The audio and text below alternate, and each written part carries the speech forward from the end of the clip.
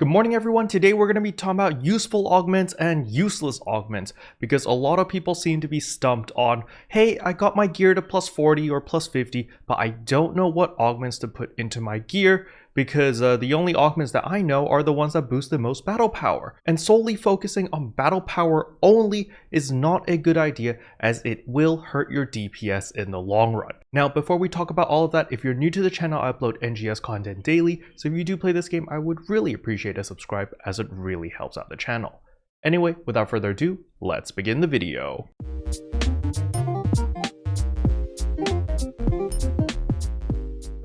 Alright, so the very first thing I want you to do when you log in is to type in the first keyword. So you can type this in area chat, party chat, whatever chat you want. I'm going to type it in party chat, and the keyword is PSO2 _ second _ anniversary.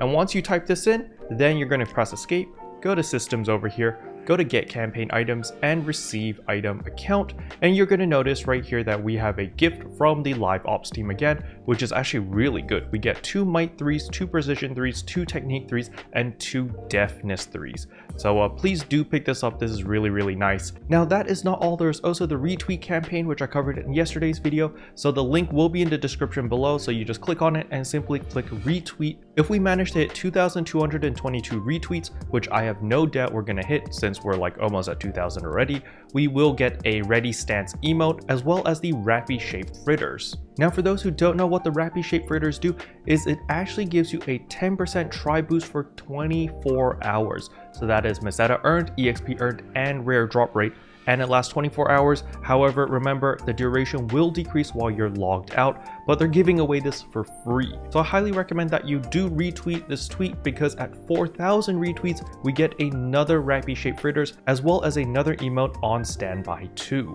Now, after we hit the goal of 4,000 retweets, every 2,000 retweets more, we just gain 20 more star gems. It's not a big deal. Honestly, my goal is just to hit 4,000, so we get the rappy shaped fritters as well as the 2 emotes. Okay. All right, with all of that out of the way, let us talk about augments. So over here is a document made by Mill. They made a really nice document here which pretty much sums up all the TLDRs. So what I want to jump to is the generally good augments. And this page over here lists out all the different augments for each scenario. And they're even color coded for melee, range, and technique, as well as a small explanation of what it does, as well as a couple of side notes. So please, if you are confused about any augments, I highly recommend that you come to this page. Just have this open when you're picking your augments, and this is the way to go. Now, these are just the generally good augments. So these are more catered towards a slightly more budget build. However, there are a few expensive ones, of course, with the fuse augments over here, of course. So you know, the def mites, def precision, def techniques, all of these are going to be a little bit on the more expensive side. However, with the April update coming around the corner, I am fully expecting these to drop in price, simply because we're either going to get another support scratch, which I don't think we'll get, but I do think that we will be able to craft level 3 capsules in the near future, probably within 2 to 3 months. That's probably going to come in. So if that gets introduced to the game, all of these are going to drop in price significantly because everyone's going to be able to make their level 3 variants in order to craft all of these capsules. So let me just go over the general augments that you should be looking at. The first augment that you should always have on your armor and your weapon is going to be a soul. For melee, you want to go Didal, Dust, or Forms. For range, you want to go Pedis, Ragnus, or Forms Machini. And for technique, you want to go Nex, Renus, or Form Sand.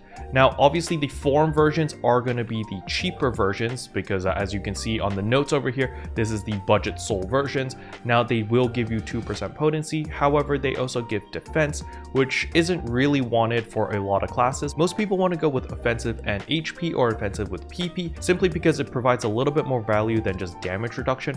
However, it's really up to you. Now, I did miss one soul, and that is, of course, the Irradi soul over here. However, Irradi soul is a little bit more difficult to obtain. As you can see here, it only drops from the Dark Falls Urgent quest and tends to be a lot more expensive, but it does give all damage with PP and HP. The next thing you want to look at is a Gigas augment. So this one's very straightforward: Gigas might, precision, or technique, depending on what type of damage type you're going.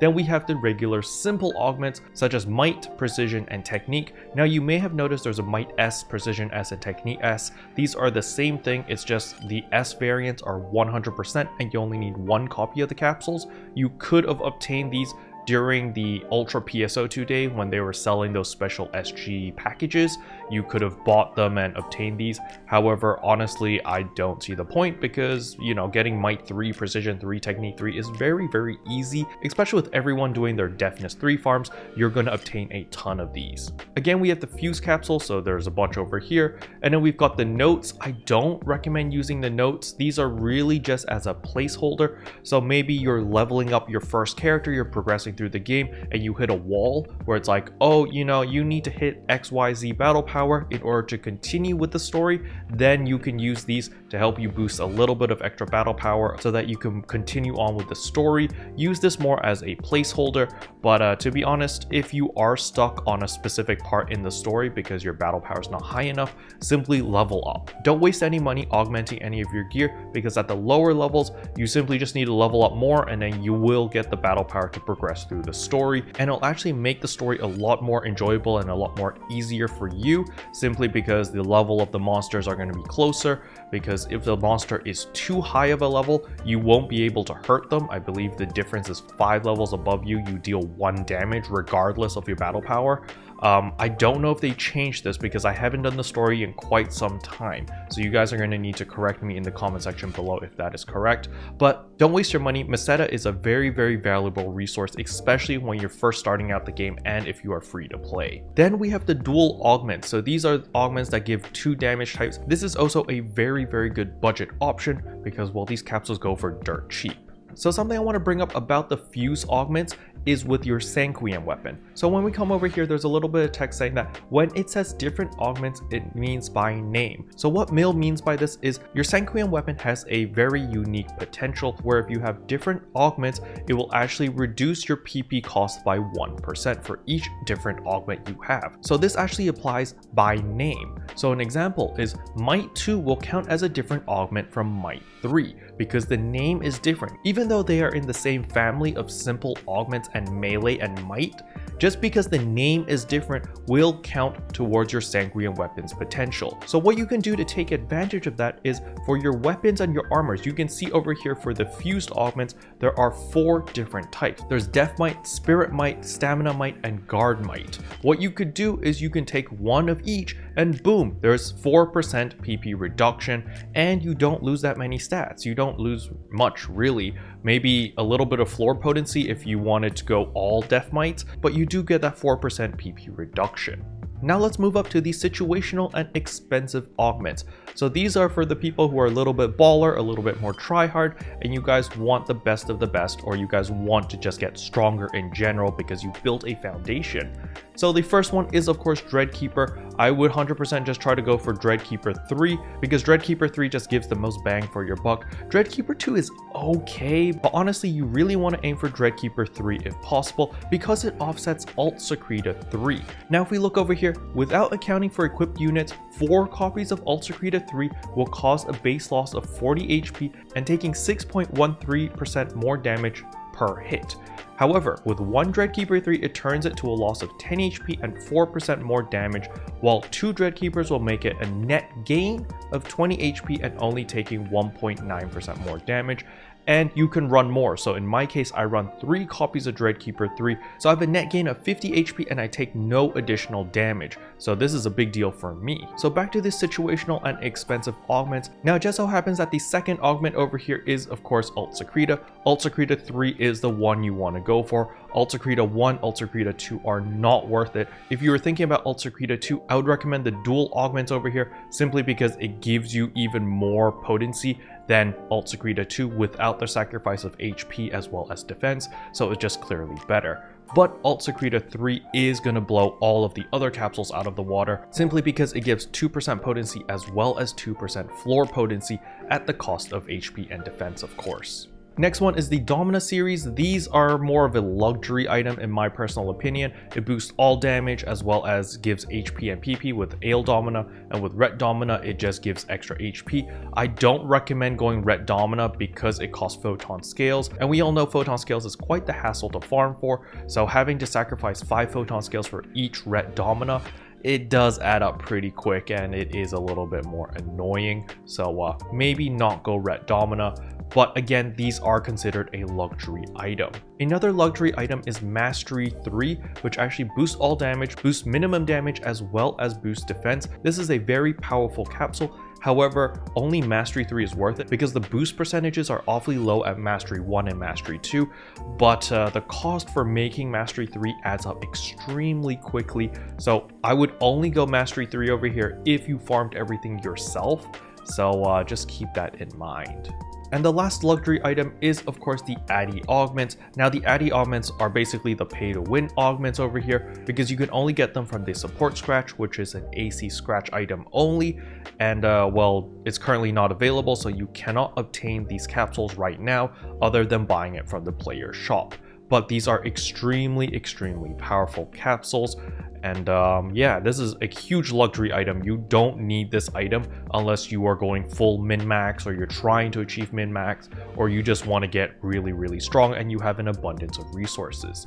Now, you guys probably noticed that I skipped Elemental Exploit. The reason for this is because Elemental Exploit is really only used during seasonal events. So for example, right now we have the Spring Fiesta, so we can use Light Exploit 1. But other than that, I wouldn't really recommend Elemental Exploit for the average player.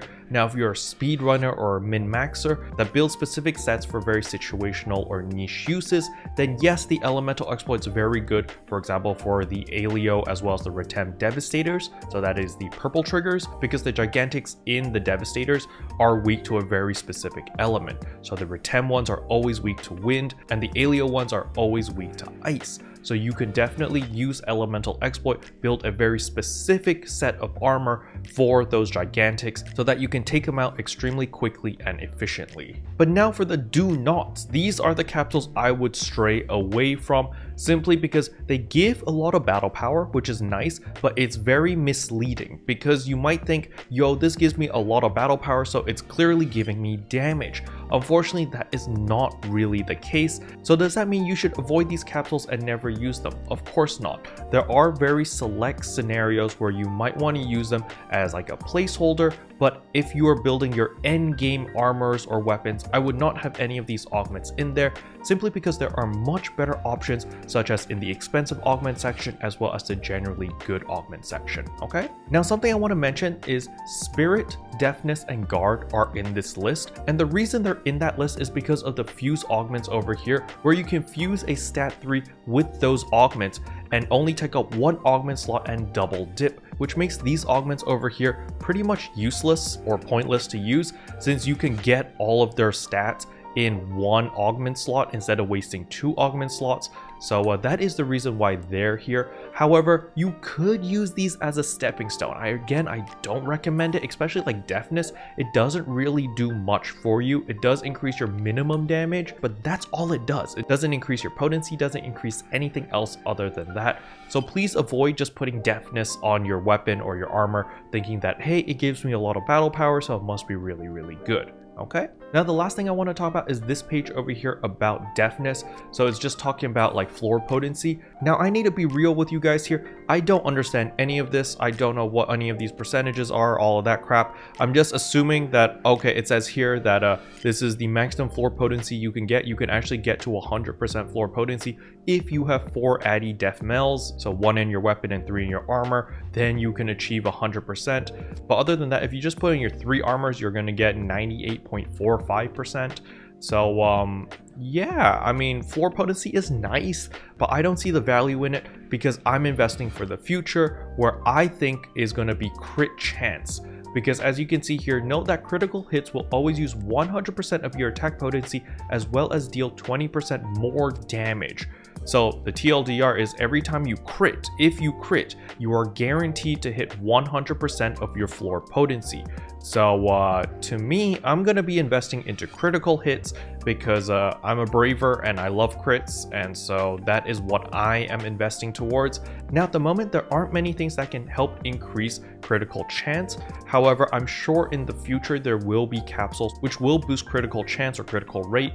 So that is what I'm waiting for, and I'm just going to fully invest into crit rate as well as crit damage, because I think that's just going to be better for my personal play style. However, if you want to play the current meta is just going fixed attack, boosting your attack stat as high as possible, and boosting your potency floor to 100%, so you're always dealing maximum damage, and that is the current meta. So in conclusion, if you're planning to do any augments, especially if you're trying to go min-max, or you're trying to gear up, or you're just confused about what augments you should use, please check out that spreadsheet. The link is in the description below. You can just bookmark it so that when you do decide to augment anything, just look at that spreadsheet. It's got everything explained. It even tells you what each augment does. So it's very, very useful. Special thanks to all the members for supporting the channel. It really means a lot to me. Thank you again. But yeah, that's all I wanted to cover in today's video. Hopefully you guys found it helpful. If you did, I would appreciate a like and a subscribe, and I'll see you guys in tomorrow's video. Bye. Now for the thumbnail again, I'm thinking about like, no, we should go look this way.